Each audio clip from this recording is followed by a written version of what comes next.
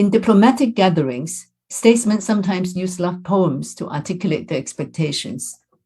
One example is a meeting dated to the year 541 BCE, when the Jin leader Zhao Wu, the Lu minister Shu Sunbao, and the Zheng minister Han Hu all recite poems. Zhao Wu indicates his wish for a simple reception by reciting gourd leaves, and the ministers of Lu and Zheng comply. This is the passage describing their recitations in Zhuozhuan. Shu Sunbao recited Magpie's nest. Zhao Wu said, "I'm not worthy." Shu Sunbao then recited picking artemisia, saying, "The small domain is the artemisia. The great domain cherishes it and uses it sparingly. Can we fail to receive what you issue as anything but a command?" Han Hu recited the last stanza of "There is a dead doe in the wilds," and Zhao Wu recited Plum Tree, saying, "If we brothers join together for peace, then we can keep the dog from howling." Shu Sunbao, Han Hu, and the Cao high officer rose, bowed, raised their buffalo horn goblets, and said, "The small domains rely upon you, and know that they will be delivered from violence." They drank and made merry. When Zhao Wu exited, he said, "Never again am I to take such pleasure."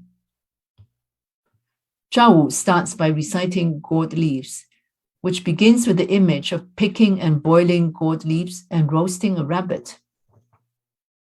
By this, Zhao Wu wants to convey the message that he wants a simple reception.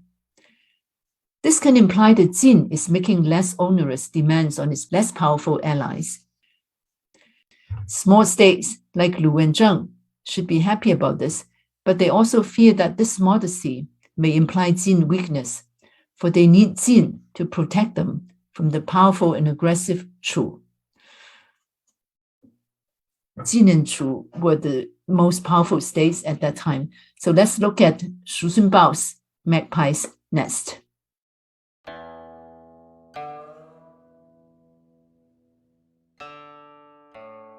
Magpie's nest. The magpie has a nest, but the cuckoo stays in it. This girl is going to her mate's home. 100 carriages welcome her. The magpie has a nest, but the cuckoo owns it. This girl is going to her mate's home. 100 carriages escort her. The magpie has a nest, but the cuckoo fills it. This girl is going to her mate's home. 100 carriages complete the ceremony. This seems to be a wedding song. The bride is like the cuckoo. Her groom is the magpie. In later idioms, the cuckoo taking over the magpie's nest means usurpation or intrusion, but that's only later. Here the meaning is positive.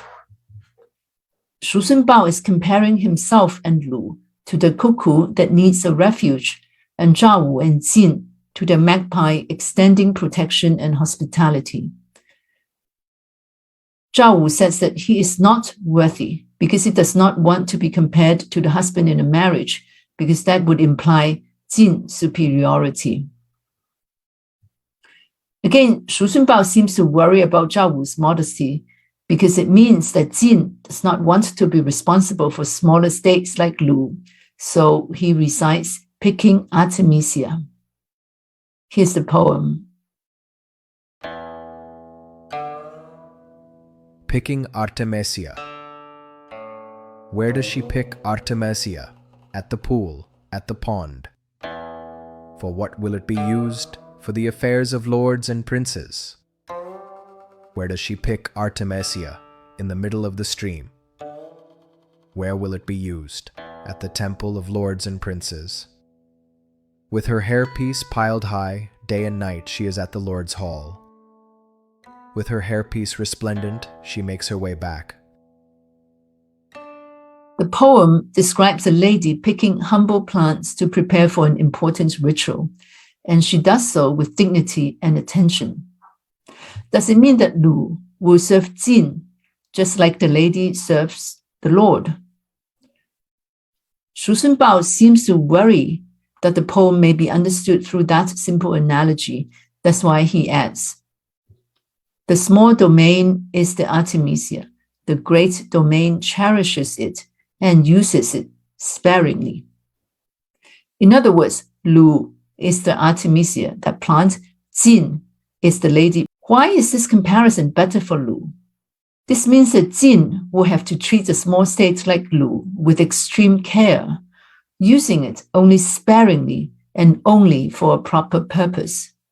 This is the only example in Zhuozhuan when someone recites a poem and offers his own interpretation. It is important because Shu Shunbao wants to emphasize that the loyalty of small states is conditional. Jin has to behave responsibly and protect them when necessary in order to earn their loyalty. In these two poems, Shu Shunbao adopts a women's perspective.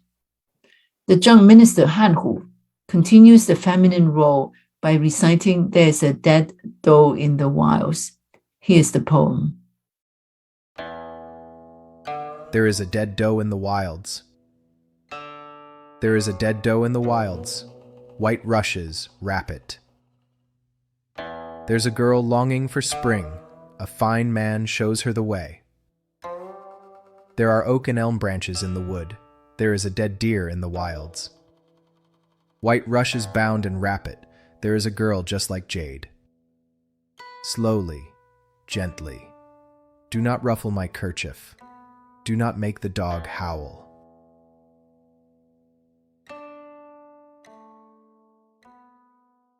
Is this a poem about courtship, seduction, or marriage proposal? What do the dead doe wrapped in white rushes and the dead deer in the wilds symbolize? Can this be a gift of courtship or betrothal? Is it a metaphor for the covering up of lost innocence? What seems unmistakable is that the speaker of the last stanza is the girl. Is she willing? Is her admonition serious, forbidding, playful, timid, or anxious? What is Han Hu trying to say?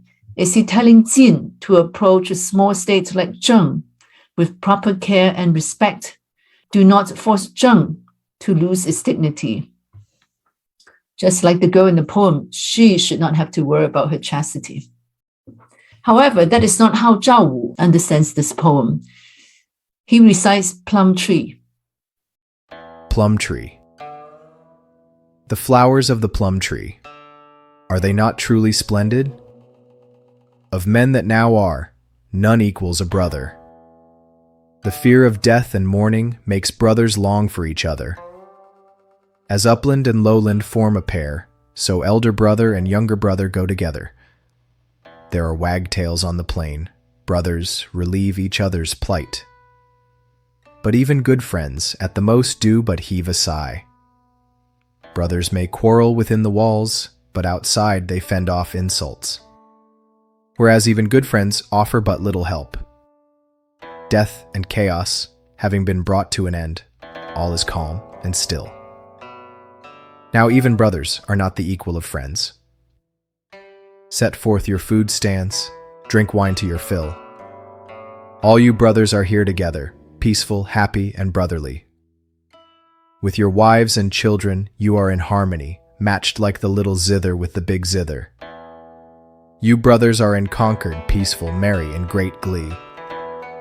Thus you bring good to house and home, joy to wife and children. Examine this, ponder this. Isn't it truly so? Instead of dwelling on how Jin should exercise his power, Zhao Wu turns the attention to his rival, Chu. Quote, "If we brothers join together for peace, then we can keep the dog from howling." Jin, Lu, and Zheng share the clan name Ji and are related to the Zhou royal house by kinship ties. They should band together to fend off outside threats. Chu is thus the howling dog. If Jin confirms his alliance with smaller states like Zheng and Lu, then Chu will be kept at bay.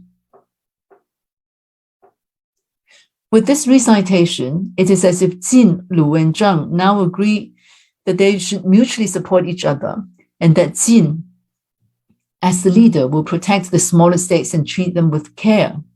In fact, Jin's power is declining at this point and is no match for Chu. The Zhuozhuan account ends on a note of foreboding. Zhao Wu declares that he will not experience such a pleasurable gathering again. He dies 8 months later. Zhao Wu is an interesting combination of cultural competence, textual knowledge, and political weakness. Poetry celebrates interstate friendship, but cannot really change the balance of power. Cultural competence unsupported by political efficacy may ultimately be futile. With this slightly discouraging thought on whether and how poetry can change political reality, we conclude our discussion of poetry and diplomacy in Zhuozhuan. Let us thank Professor Li for such a stimulating talk. This talk concludes the second topic, the Book of Poetry and Diplomacy. To learn more from Professor Li on this topic, you may read her chapter on the Book of Poetry in the book, How to Read Chinese Poetry in Context, Poetic Culture from Antiquity Through the Tang. Next week, we'll get started on a third topic on the Book of Poetry, entitled The Han Canonization of the Book of Poetry. I myself will be the host. I hope you enjoyed the talk. Let's relax and listen to a reading of the poems in Mandarin. 诗经少南鹊巢，惟鹊有巢，惟鸠居之。之子于归，百辆压之。惟鹊有巢，惟鸠方之。之子于归，百辆将之。惟鹊有巢，惟鸠迎之。之子于归，百两乘之。诗经少南采蘩，予以采蘩，予爪于止。予以用之，公侯之事。予以采蘩，于剑之中。予以用之，公侯之功。毕之彤彤，夙夜在公。毕之齐齐，伯言还归。诗经少南，也有死君。也有死君，白毛包之。有女怀春，即是幼之。邻有仆宿，也有死鹿。白毛纯树，有女如玉。疏而退退兮，无憾我睡兮。无使忙也废。诗经小雅，长帝。长帝之花，恶不为伪。凡今之人，莫如兄弟。死丧之期，兄弟恐怀。原席褒矣，兄弟求矣。己令在原，兄弟急难。没有良朋，旷野咏叹。兄弟系于墙，外御其舞。没有良朋，争也无容。丧乱既平，既安且宁。虽有兄弟，不如有生。并尔边斗，应酒之欲。兄弟既聚，和悦且如。妻子好合，如鼓琴瑟。兄弟既息，和悦且耽。以尔世家，乐尔妻奴，是鸠是徒，胆其然乎！